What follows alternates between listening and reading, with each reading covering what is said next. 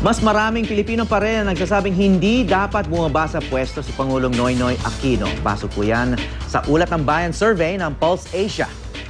42% o 4 sa kada 10 Pilipino ang naniniwalang hindi dapat mag-resign ang Pangulo ngayon. 29% naman nagsasabing dapat nang umalis sa pwesto ang Pangulo.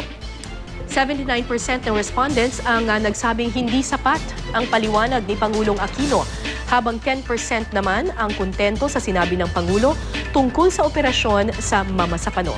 79% o 8 sa bawat 10 Pilipino naman ang hindi sang-ayon sa desisyon ng Pangulo nang hindi ito dumalo sa arrival honors para sa SAF 44. 10% ang sumang-ayon sa hindi niya pagsalubong sa mga libu ng SAF commandos.